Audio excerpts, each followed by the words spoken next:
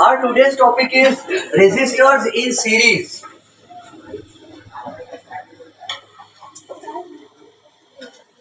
Resistors in series. If a large number of resistors are connected, resistors in series, इसका definition देख लो क्या है. पहले डेफिनेशन लिख लेते फिर एक्सप्लेनेशन देंगे.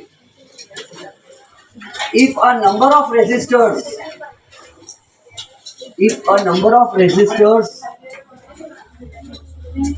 are connected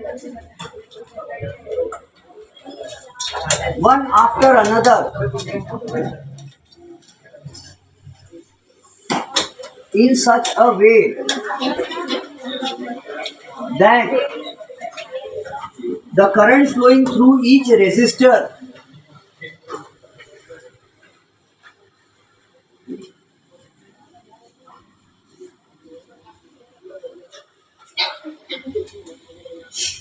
is the same, then this combination of resistors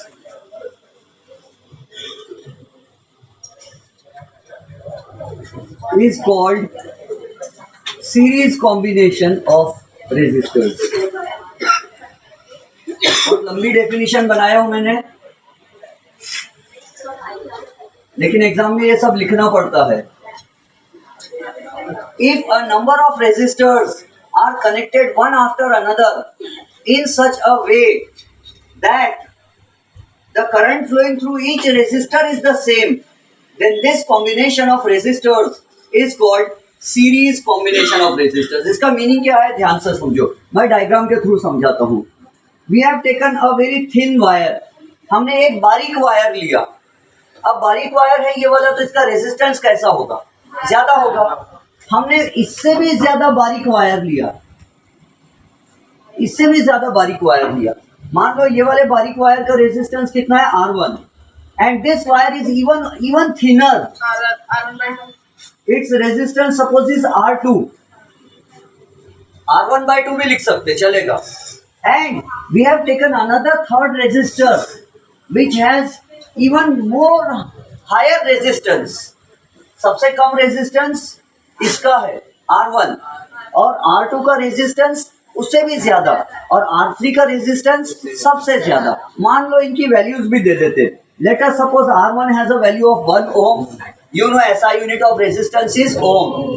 And let us say the resistance of the second resistor is 2 ohms and the resistance of the third resistor is 3 ohms. These three resistors, resistance सबको समझता है पहली बात. Resistance मालूम है ना? The opposition to the flow of electrons in a metallic wire is called resistance. अब इन तीनों को हम कहाँ जोड़ रहे हैं? We are connecting them to a battery. 2 cells की बैटरी है. बड़ी लाइन यानी positive terminal of the battery, छोटी लाइन यानी negative terminal of the battery. बड़ी लाइन यानी again positive terminal of the battery, छोटी लाइन यानी again negative terminal of the battery. So I have connected 2 cells in series. तो ये 2 cells की एक बैटरी बन गई. और ये स्विच ऑन है या ऑफ है? ऑन है. ठीक है. And what is the function of the ammeter? It measures the current flowing through the circuit. And this is the positive terminal. और एमीटर हमेशा कैसे कनेक्ट करते हैं? पॉजिटिव टू पॉजिटिव कनेक्ट करते हैं. बैटरी का पॉजिटिव और एमीटर का पॉजिटिव साइड बाय साइड होना चाहिए और ये नेगेटिव इधर. और इसी को क्या कहते हैं? An ammeter is always connected in series with the battery और सेल. सेल या बैटरी से एमीटर को हमेशा सीरीज में कनेक्ट करना पड़ता है. उसका सीरीज का मीनिंग क्या है कि बैटरी का पॉजिटिव और एमीटर का पॉजिटिव वाला स्क्रू आसपास में होना चाहिए. मैंने आपको समझाया था एमीटर पे कितने स्क्रू लगे होते हैं? 2. एक स्क्रू पे प्लस लिखा रहता है, एक स्क्रू के बाजू में माइनस लिखा रहता है. तो जो स्क्रू पे प्लस लिखा रहेगा वो उस पर जो वायर आप लपेट दोगे वो वायर लाके बैटरी के पॉजिटिव पर लपेट देना. और जो नेगेटिव वाला वायर है वो घुमा फिरा के बैटरी के नेगेटिव पे लपेटना है. अब ध्यान से समझो. सबसे पहली बात मुझे बताओ, वोल्टेज का मीनिंग समझता है क्या आपको? पोटेंशियल डिफरेंस का मीनिंग समझता है क्या? It is the energy required to move from one terminal to other terminal, है ना। रेजिस्टेंस को फेस करने के लिए, इन द वर्ड्स ऑफ जिक्रा, the energy required to cross the resistance is called potential difference और वोल्टेज, वो भी चलता है ना। तो रेजिस्टेंस, मुझे बताओ R1 का रेजिस्टेंस सामना करने में ज्यादा वोल्टेज खर्च होगा, या R2 का रेजिस्टेंस ज्यादा है तो यहाँ वोल्टेज ज्यादा खर्च होगा, या R3 में सबसे ज्यादा खर्च होगा?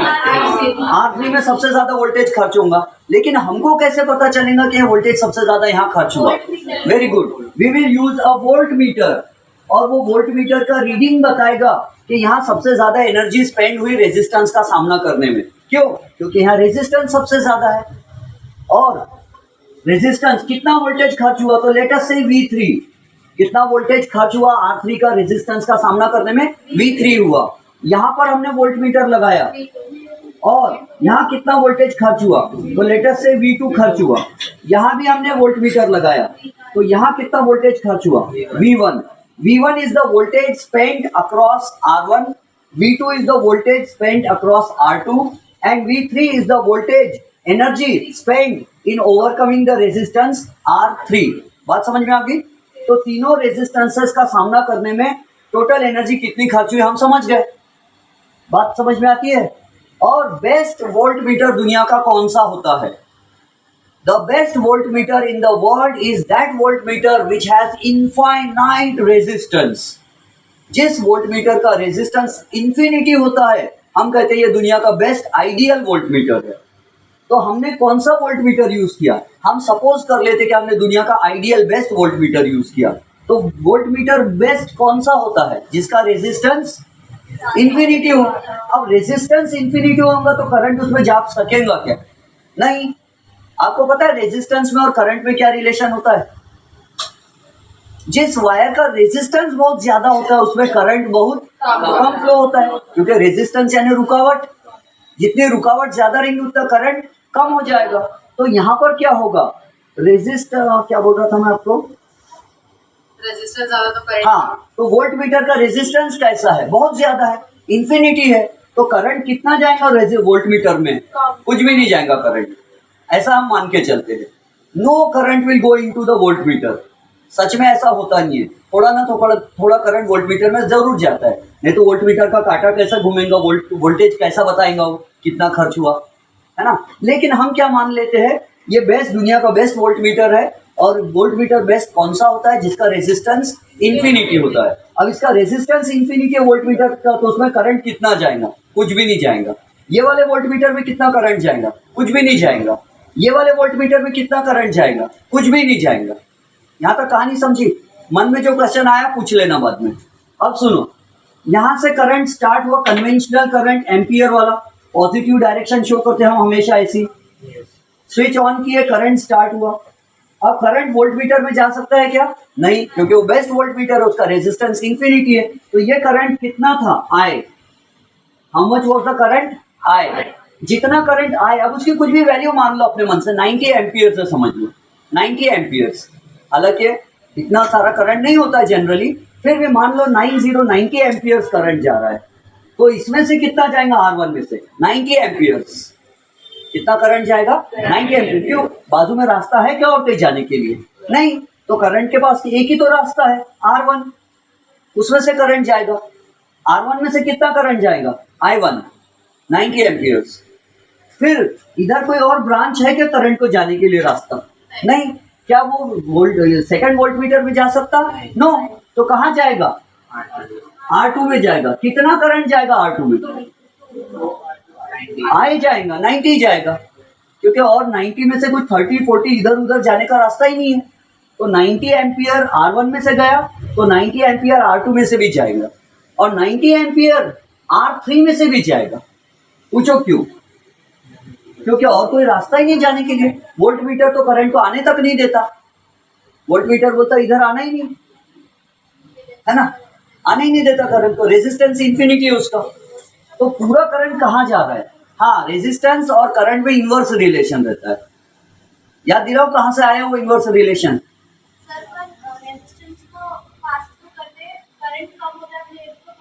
हाँ, हमने ये भी बोले थे, लेकिन हमने बोले थे कि उसको टाइम ज्यादा लगता है, लेकिन करंट तो पूरे जाएगा ना, उसको और कोई रास्ता है क्या करंट को जाने के लिए? नहीं है। तो यहीं से जाएगा, भले ही धीरे धीरे जाएगा लेकिन पूरा उतना करंट जाएगा। टाइम ज्यादा लगेगा लेकिन जाएगा उतना ही करंट, है ना। तो कहानी समझ में आ रही है? यहाँ कितनी एनर्जी खर्च हुई? R1 रेजिस्टेंस का सामना करने में कितनी एनर्जी खर्च हुई? वोल्टेज कितना खर्च हुआ? V1। R2 रेजिस्टेंस का सामना करने में वोल्टेज कितना खर्च हुआ? V2। R3 रेजिस्टेंस को फेस करने में कितना वोल्टेज खर्च हुआ? V3। ये सब वोल्टेज कौन दे रहा है? बैटरी दे रही है, एनर्जी दे रही है। Voltage is nothing but energy required to face the resistance, overcome the resistance. How much is the total voltage given by the battery? V1 plus V2 plus V3 लिख सकता हूँ मैं? समझता है सबको? V is V1 plus V2 plus V3. Total voltage given by the battery. Some voltage is spent across R1. Some voltage is spent in overcoming the resistance R2, and some voltage is spent in overcoming facing the resistance R3. Total voltage. अब याद करो ओम को। Ohm's law क्या है? अच्छा देखो definition. If a number of resistor, number of यानी 1 2 3 4 5 6 10 भी लगा सकते। If a number of resistors are connected one after another, R1 उसके बाद R2 उसके बाद R3। If a number of resistors, large number of resistors are connected one after another in such a way that current flowing through each resistor is the same, 90 90 90। समझ गए definition? तो इसको क्या बोलते हैं? R1 R2 R3 कैसे connected है? Series में कनेक्टेड है। Understood? They are connected in series. मिटा रहा हूं इसीलिए डेफिनेशन समझा दिया क्योंकि मैं मिटाने वाला था।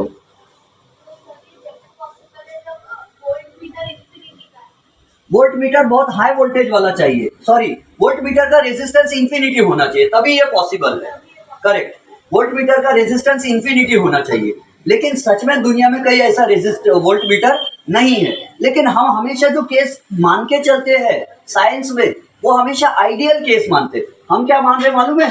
ये वायर का रेजिस्टेंस 0 है, ये वायर का बीच के सिर्फ रेजिस्टेंस कहाँ है? ये और ये। बाकी ये यहाँ से जो वायर गया इसका रेजिस्टेंस कितना है? किसी ने पूछा तो बोलना 0। इसका रेजिस्टेंस कितना है? ये वायर का 0। सिर्फ रेजिस्टेंस यहाँ यहाँ और यहीं पर है। अंडरस्टूड? अब देखो टोटल वोल्टेज क्या कितना स्पेंड हुआ? V is equal to V1 plus V2 plus V3। यहाँ तक की कहानी क्लियर है सबको? हाँ। उसके बाद ओम्स लॉ था कि if you increase the voltage the current also will increase, but if you keep the resistance constant. आया याद है ना? What was Ohm's law? Ohm ने क्या बोला? If you increase the voltage the current also will increase, but resistance must remain constant. सबको याद है? रेजिस्टेंस कांस्टेंट कब रहेगा? जब length, area of cross section, material and temperature constant रहेगा, है ना। तो potential difference between 2 points is directly proportional to the current if length, area of cross section, material and temperature of the conductor remains the same. Voltage बढ़ाओ तो current भी बढ़ता है। बताओ 6 वोल्ट की बैटरी ज्यादा करंट देती है या 20 वोल्ट की बैटरी? 20 वोल्ट। वोल्टेज बढ़ाओ तो करंट बढ़ता है। और कांस्टेंट क्या रहता? रेजिस्टेंस। तो ये ऐसा आएगा। याद करो एक दिन लिखाया था मैंने R इज कांस्टेंट। पूछो जिक्र, नहीं पूछ रहे? और कोई पूछना चाहते कुछ? वेदांत पूछना चाहते हो कुछ? अच्छा, ऑल क्लियर, वेरी गुड। तो V की जगह हम क्या लिख सकते हैं? R इंटू आई। कांस्टेंट के लिए अलग अलग जगह में अलग अलग कांस्टेंट आता है। ये देखो हम क्या लिख रहे हैं? V upon I is equal to क्या हो जाएगा? R। वोल्टेज बढ़ाए तो करंट भी क्या होगा? बढ़ेगा। R constant. वोल्टेज कम किए तो करंट भी कम, R कांस्टेंट। R कब चेंज होगा? जब हम वायर का length, area of cross section, material and temperature change करेंगे। और इसमें हम कुछ भी चेंज नहीं कर रहे, मतलब R शुड रिमेन कांस्टेंट। तो अब हम क्या करेंगे? V की जगह हम लिखेंगे R इंटू आई। ये V कैसा है? V टोटल है कि नहीं है? ये टोटल V है, टोटल वोल्टेज। तो R को भी मैं क्या लिख दूंगा मालूम है? यहाँ हिसाब से R टोटल लिख दूंगा। अब ध्यान से, V1 की जगह अगर मैं R इंटू I1 लिख दूं तो किसी को कोई ऑब्जेक्शन? आप ये क्यों नहीं पूछ रहे कि sir R1 into I1, sorry R1 into I लिख दूं अगर मैं, तो किसी को कोई ऑब्जेक्शन? ऐसा क्यों नहीं हो रहा बोलना सर R1 I1 क्यों नहीं लिख रहे? क्योंकि I सबके लिए सेम है, इसमें से 90 गया I, इसमें से भी 90 I, इसमें से भी 90 I, no I1, no I2, no I3, है ना। I1, I2, I3 की वैल्यूज अलग हो जाती थी, लेकिन इसमें तो जितना I इसमें गया उतना ही I इसमें गया, उतना ही I इसमें गया। जब तीनों में सेम करंट फ्लो था तभी तो उसको सीरीज कॉम्बिनेशन कहते हैं। तो क्या मैं यहाँ ऐसा लिख सकता V2 की जगह R2 इंटू I? क्या मैं V3 की जगह R3 इंटू I लिख सकता? क्या मैं इधर से ऐसा लिख सकता R total into I is equal to, इनमें से I कॉमन निकाल सकता मैं? Can I write R1 plus R2 plus R3? Can I take this R to the left hand side and cancel it with another I? चलता? R total is equal to R1 plus R2 plus R3. कहाँ values? हाँ, अभी values हमने नहीं डाले, values डाल के देखेंगे। हमको पहले फॉर्मूला डिराइव करना था। 3 रेजिस्टर्स लगाए तो टोटल कितना हो जाता resistance? R1 plus R2 plus R3। क्या हमेशा 3 ही लगाएंगे लाइफ में हम? नहीं, हम 10 भी लगा सकते, 15, 20, 30, 100 कितने भी लगा सकते हैं। तो हम उसका फॉर्मूला क्या लिख देंगे? R total is equal to R1 plus R2 plus R3 plus and so on up to Rn। ये n का मीनिंग समझता है कि आपको क्या है? इन्फिनिटी n है टर्म। n की वैल्यू Rn यानी 50 भी हो सकता, 100 भी हो सकता, 10 भी हो सकता, 20 भी हो सकता, 30 भी हो सकता। अंडरस्टूड? जितने लगाएंगे टोटल रेजिस्टर्स उतनी वैल्यू होगी। बात समझ में आई? पक्का? अब मुझे ये बताओ कि रेजिस्टेंस टोटल लाइन से लगाने से टोटल रेजिस्टेंस बढ़ता है या कम होता है? बढ़ता है। अब एक क्वेश्चन पूछा जाता है कि अपने घर में क्या आपको मालूम है कि टीवी के अंदर बारीक बारीक वायर रहते हैं, है ना? क्या टीवी के अंदर भी बारीक वायर रहते हैं तो टीवी का रेजिस्टेंस होता है कुछ? यस, टीवी का भी रेजिस्टेंस होता है। क्या फिलामेंट बल्ब जो होता है अपने घर में, देखिए फिलामेंट बल्ब तार वाला, क्या उसमें बारीक तार रहता है तो उसका भी रेजिस्टेंस होता है कुछ? यस। क्या अपने घर में इलेक्ट्रिक आयरन होती है कपड़े प्रेस करने की, उसमें भी बारीक तार यूज होता है, क्या उसका भी रेजिस्टेंस बहुत हाई होता है, इसीलिए उसमें हीट बनती है। तो अगर यहाँ पर समझो हमने लगा दिए टीवी और यहाँ लगा दिया हमने बल्ब और यहाँ लगा दिया हमने इलेक्ट्रिक आयरन, इस्त्री, तो घर में ऐसा लगा सकते हैं या नहीं? Can we use series combination like this in our household? No. Why? What are the drawbacks? Very good, very good, yes. अगर समझो टीवी खराब हो जाती है, टीवी का वायर जल जाता है, तो हमारे घर में उजाला भी नहीं होगा और हमारे कपड़े प्रेस भी नहीं होंगे। क्यों? टीवी का वायर जल गया तो कनेक्शन क्या हो जाएगा? यहाँ से टूट जाएगा। टीवी का वायर जल गया, टीवी का वायर टूट गया तो ये वोल्टमीटर में से करंट जा सकता क्या? नहीं, वो तो इंफिनिटी रेजिस्टेंस है, तो अब करंट आगे जाएगा ही नहीं। और करंट आगे नहीं जाएगा, टीवी का वायर जल गया तो बल्ब चालू नहीं होगा, यानी टीवी खराब होगी तो बल्ब भी नहीं चल रहा और कपड़े भी प्रेस नहीं हो रहे, है ना? उसकी जगह यहाँ तो हम चाहे तो यहाँ गीजर भी रख सकते, इलेक्ट्रिक प्रेस की जगह गीजर। तो हमारे घर की टीवी खराब होगी तो हम नहा भी नहीं सकते। लोग टीचर को बोलेंगे, टीचर बोलेंगे इतनी बांस की वाली क्लास में कौन नहीं नहाया है? तो बोलेंगे excuse me ma'am, I have not taken a bath. बोलेंगे व्हाई? क्या आपके घर का गीजर काम नहीं करता? नो टीचर, हमारे घर की टीवी खराब हो गई ना, इसलिए हमने नहाई नहीं। बोलेंगे क्यों? टीवी खराब होने से इतना दुख हो गया कि नहाई नहीं? तो बोलेंगे नहीं टीचर, टीवी खराब हो गई तो बल्ब भी चालू नहीं हो रहा था, अंधेरा था, होमवर्क भी नहीं कर सके और नहा भी नहीं सके, है ना? तो ये कॉम्बिनेशन घर में नहीं लगा सकते। या तो अगर बल्ब का वायर जल गया तो टीवी नहीं देख सकते, है ना? अगर यहाँ बल्ब का वायर फ्यूज हो गया बल्ब तो टीवी भी चालू नहीं होगी। ऐसा थोड़ी होता कि टीवी चालू होगी फिर बल्ब में करंट गया तो बोले ओ माय गॉड इधर तो बंद है, मैं वापिस जाता हूँ। ऐसा थोड़ी होता, यहाँ से करंट आएगा ही नहीं अगर ये बल्ब का वायर टूटा हुआ रहा तो, है ना? ये गीजर खराब हो गया तो अंधेरा हो जाएगा और टीवी भी नहीं देख सकते। तो घर में सीरीज कॉम्बिनेशन यूज नहीं कर सकते। पहली बात क्यों नहीं यूज कर सकते? तो पहला रीजन क्या है? If one electrical gadget gets damaged then the other electrical gadgets will not function properly, work properly. दूसरा ड्रॉबैक क्या है? क्या हर चीज को सेम करंट लगता है? क्या जितना करंट टीवी सीरीज कॉम्बिनेशन में करंट कैसा रहता सब में सेम? क्या जितना करंट गीजर को चाहिए उतना ही करंट बल्ब को भी चाहिए? नो, गीजर को तो बहुत करंट चाहिए, और बल्ब को बहुत सारा करंट है तो बल्ब फूट जाएगा, तो इक्वल करंट नहीं चाहिए सबको, तो हम अपने घर में सीरीज कॉम्बिनेशन यूज नहीं कर सकते जनरली। हाँ, सीरीज कहाँ यूज कर सकते हैं? एलईडी में। लाइन से एलईडी लगाते हैं लोग, तो पहला एलईडी चालू होता, दूसरा तीसरा, दिवाली में देखते हैं सजाते घर को, तो शादी में, प्रोग्राम्स में, तो लाइन से एलईडी चालू होता, पहला दूसरा तीसरा चौथा, वो काय में कनेक्टेड होते, वो सीरीज में कनेक्टेड होते, है ना। किसी का नाम लिखा रहता, वो बर्डी बेसा और वो बस पे लिख के आता, रेलवे स्टेशन पे आता नाम, तो उसमें चल जाएगा सीरीज। लेकिन अलग अलग वैल्यूज वाले हैं तो सीरीज कॉम्बिनेशन यूज नहीं कर सकते। बात समझ में आ गई? तो what are the two disadvantages of series combination? The first disadvantage is that if one electrical gadget does not function properly, the other gadgets also will not function. Second drawback क्या है? All the electrical devices do not require the same current. They require different values of current. और तीसरा drawback क्या है? If all the devices are connected in series, what happens to the total resistance? Does it increase or decrease? Increase. देखो, पहले वाले का resistance कितना है? R1 1 ओम, दूसरे वाले का कितना लिए थे?